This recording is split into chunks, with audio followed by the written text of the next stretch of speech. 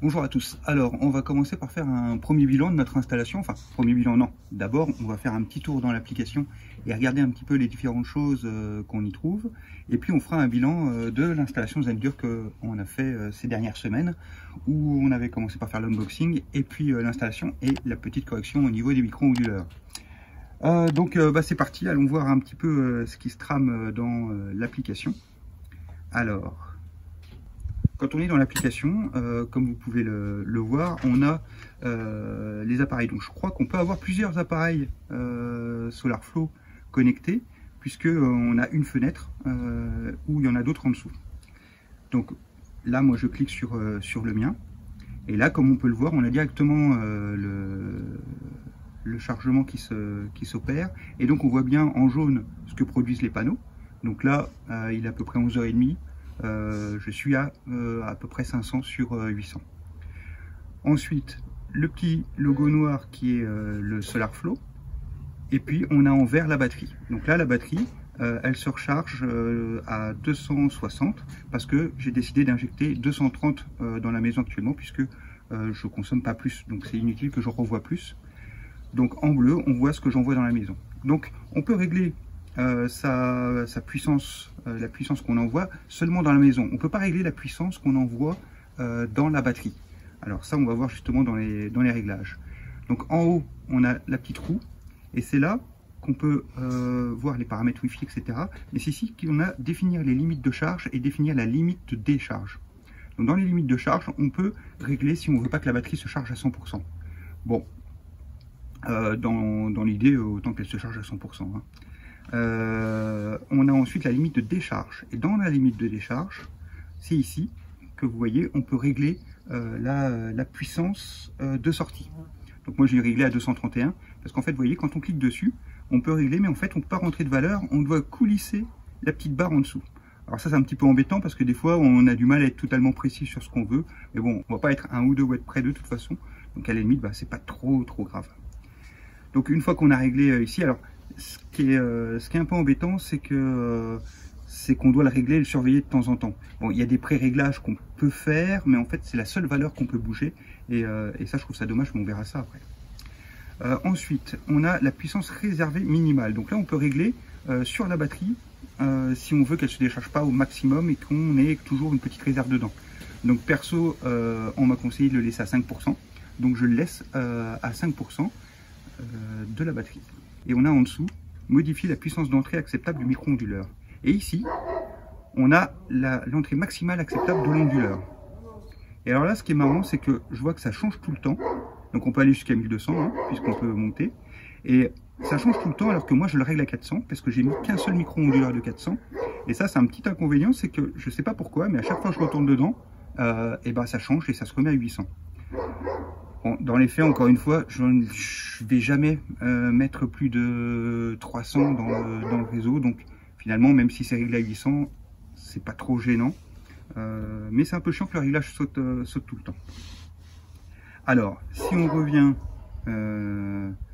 sur la gestion du SolarFlow, on a aussi du coup un tableau énergie. Et là, dans l'énergie, comme vous voyez, on peut voir en jaune ce qui est produit par le solaire, en bleu la consommation, donc ça c'est les réglages que j'opère, et puis ce qui est part dans la batterie en vert. Alors, vous voyez par exemple, vers 9h, moi j'étais réglé à 100 watts, puisque c'est le début de matinée, donc souvent je mets 100, comme ça il y a 100 qui part, et puis il y a toujours un petit peu qui part dans la batterie quand même. Et puis après, au fur et à mesure de la journée, la batterie se remplit. Avec le but qu'elle soit remplie à 100% à la fin de journée.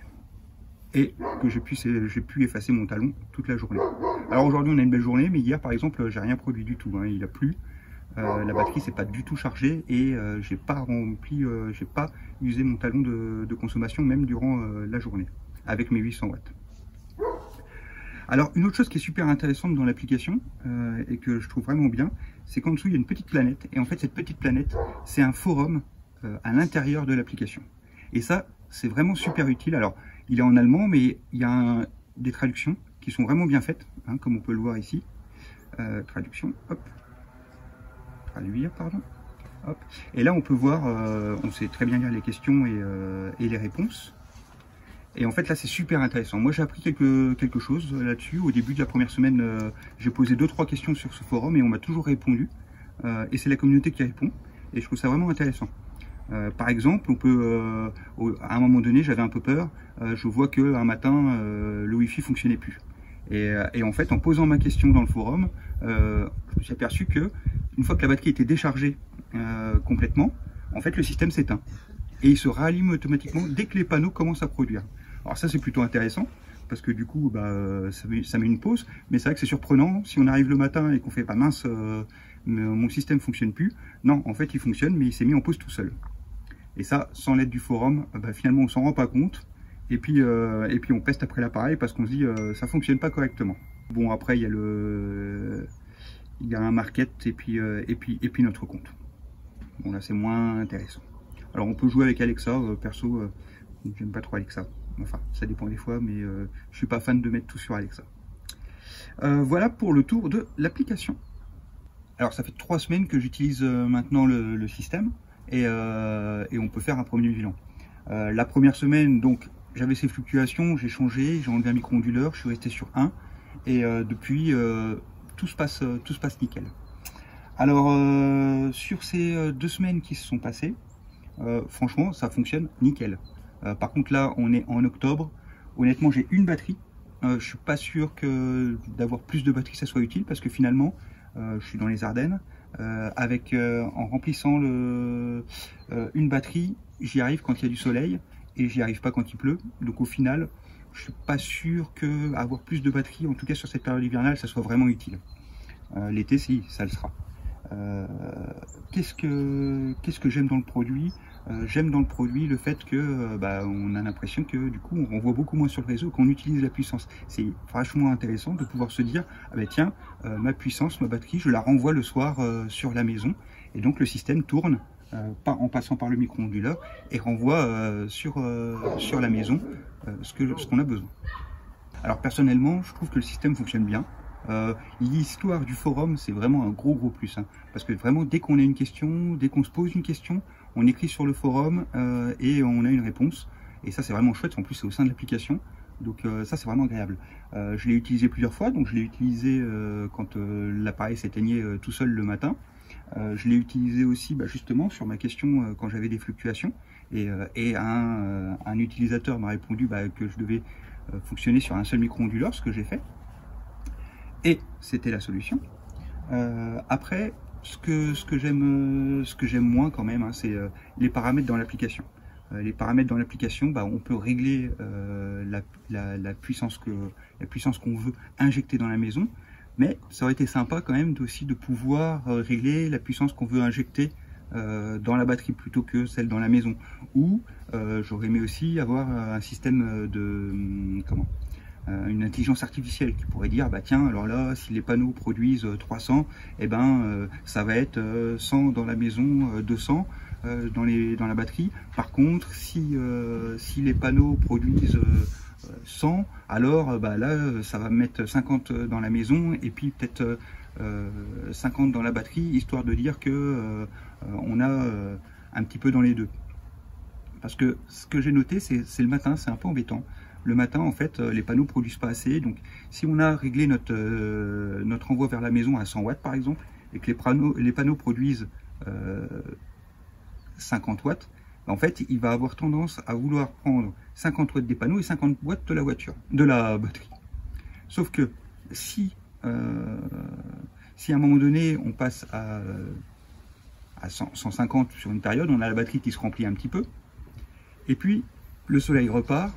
Et là, du coup, vu qu'on était juste à la limite en production à 100, en fait, si on redescend à 50, alors il va continuer d'envoyer ces 50 vers la maison, mais il va prendre 50 du peu qu'on a rechargé pour les remettre dans la maison. Et du coup, en fait, le début de journée, la batterie fait que de se remplir, se vider, se remplir, se vider, se remplir, se vider pendant quelques heures. Et ça, je trouve ça dommage. Je préférerais, et je ne sais pas ce que ça donnerait sur la longévité, donc je préférerais avoir une intelligence artificielle qui puisse en fait régler et dire tiens, le matin alors je mets moins dans la maison, et puis dès que les panneaux produisent plus, histoire qu'il n'y ait pas cette fluctuation qui est pendant tout un temps de la matinée. J'ai oublié de vous montrer la programmation possible. Donc la programmation, quand on est dans le SolarFlow, on peut très bien, sur le plan énergétique, pouvoir régler des modes. Alors les modes, donc on a 4 modes: mode priorité batterie, mode rendez-vous, mode d'appareillement intelligent et mode smart CT. Alors les 2 derniers modes sont en fonction des petites prises connectées qu'on peut rajouter dans la maison. Personnellement j'en ai pas, donc j'ai pas testé. Le mode rendez-vous, justement, c'est là où on pourrait se dire, bah tiens, on va régler sur des plages horaires, en se disant, bah, de telle heure à telle heure, je veux 100 watts dans la maison, de telle heure à telle heure, je veux 200 watts dans la maison. Mais perso, je trouve ça contraignant parce qu'en fait, chaque jour est différent et je suis pas sûr. Enfin bref, je n'ai pas été voir. Donc c'est vrai que tous les jours, du coup, je m'amuse à faire l'histoire. À voir ce que ça donne. Et le mode priorité batterie, bah, à ce moment-là, quand on met ça, il rend automatiquement 100 watts et vers la batterie. Donc en fait, c'est juste des petites modularités de la base qui restent tout simplement. On peut juste régler ce qu'on envoie vers la maison. Et ça, je trouve ça un petit peu dommage. J'espère qu'ils amélioreront ça dans les prochaines mises à jour. Autrement, le produit est vraiment sympa. Je fais vraiment des économies parce que j'ai pu voir sur les Cogeco qu'on avait quand même 50. Je suis arrivé à moins 55% sur une semaine. Ce qui me semble quand même assez important. Et comparé à ma semaine de référence où j'avais déjà les panneaux. Donc ça veut dire que si je remplis bien la batterie, à moins 30, 40 ou moins 50% sur la semaine d'avant, c'est quand même bien sympathique. Le futur, je